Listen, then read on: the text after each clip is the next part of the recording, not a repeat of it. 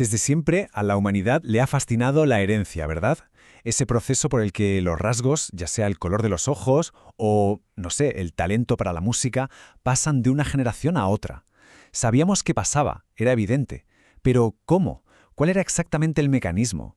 ¿Qué molécula contenía, por así decirlo, las instrucciones de la vida? Es que este patrón de herencia, que se ve tan claro en los árboles genealógicos de las familias reales como en los nuestros, planteaba uno de los mayores misterios de la ciencia. Había que encontrar ese manual de instrucciones que se esconde dentro de cada una de nuestras células. A ver, antes de lanzarse a buscar a ciegas, los científicos tuvieron que hacer algo fundamental: definir qué es lo que estaban buscando. O sea, ¿qué tenía que ser capaz de hacer el material genético para ser el material genético?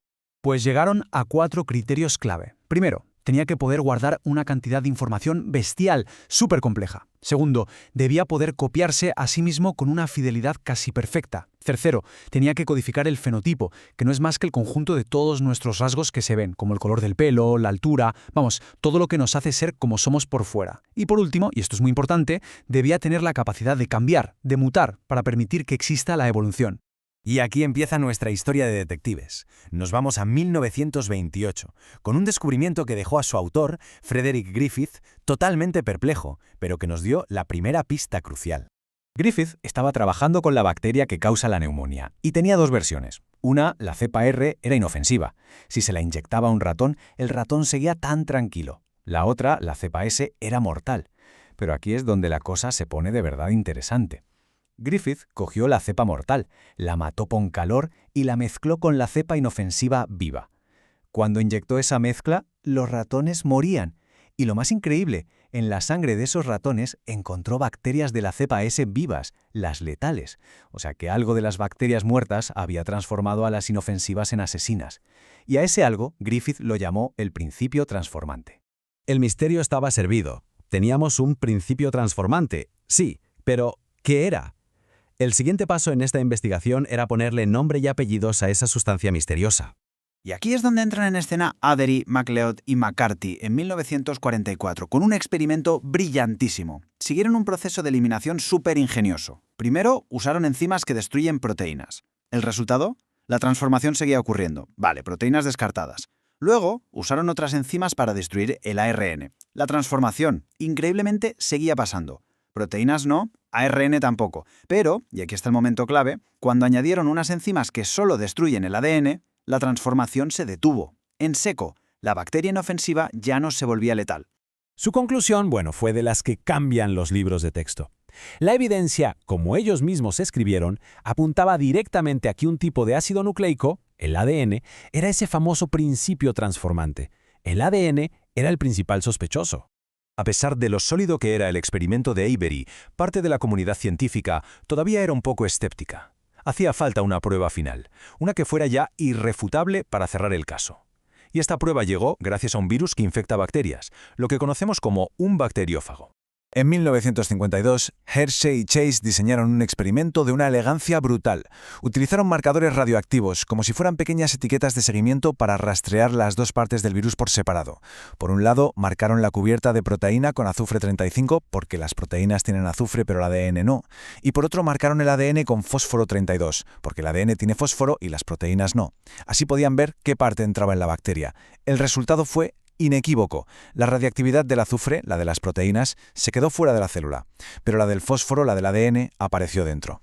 Y aquí se ve perfectamente claro. El ADN marcado con el fósforo 32 fue lo que el virus inyectó en la bacteria. Esto demostró de una vez por todas que el ADN, y no la proteína, es la molécula que lleva las instrucciones genéticas para fabricar nuevos virus. Y con esto, misterio resuelto. Caso cerrado. Después de décadas de pistas y experimentos, la ciencia había identificado, sin lugar a dudas, al portador de la herencia, el ácido desoxirribonucleico, el ADN. Muy bien, ya sabemos qué es el material genético. Pero claro, esto nos abre una puerta a otra pregunta igual de fascinante. ¿Y qué pinta tiene esta molécula? ¿Cómo es su estructura para que pueda hacer esas 4 cosas tan cruciales que definimos al principio? Pues vamos allá. Vamos a explorar la arquitectura de ese plano maestro de la vida. La elegantísima estructura del ADN que describieron Watson y Crick en 1953. La unidad más básica, el ladrillo fundamental con el que se construye el ADN, es el nucleótido. y cada uno de estos ladrillos tiene 3 partes. Un azúcar llamado desoxirribosa, un grupo fosfato y una base nitrogenada. Estos nucleótidos se van uniendo y forman una de las estructuras más icónicas de la ciencia, la doble hélice. Lo mejor es imaginar una escalera de caracol. Los pasamanos de fuera están hechos de azúcares y fosfatos, que se van alternando. Estos dos pasamanos, o hebras, van en direcciones opuestas, por eso decimos que son antiparalelos. Y lo más importante, las bases nitrogenadas apuntan hacia el centro, formando los peldaños de esa escalera. Ojo, que estos peldaños no se juntan al azar, ni mucho menos. Hay una regla de apareamiento que es estricta y fundamental.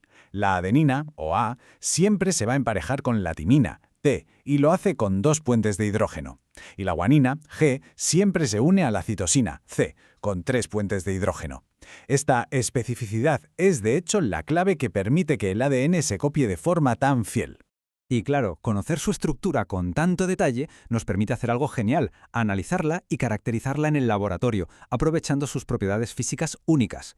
Conocer la estructura nos permite leer el ADN de formas muy ingeniosas. Por ejemplo, con la espectroscopía, sabemos que el ADN absorbe luz ultravioleta a una longitud de onda muy concreta, 260 nanómetros. Esto nos sirve para detectarlo y medir cuánto hay. Otra propiedad clave es su temperatura de fusión. Si calentamos el ADN, sus 2 hebras se separan, como si abriésemos una cremallera. Pues bien, la temperatura a la que ocurre esto depende de su composición. Cuantas más uniones GC tenga, más calor necesitamos, porque sus 3 puentes de hidrógeno lo hacen más estable. Y por último, la electroforesis. Se aprovecha de que el ADN tiene carga negativa. Le aplicamos un campo eléctrico y la molécula se mueve, lo que nos permite separar los fragmentos por tamaño. Es como una carrera donde los trozos más pequeños corren más rápido.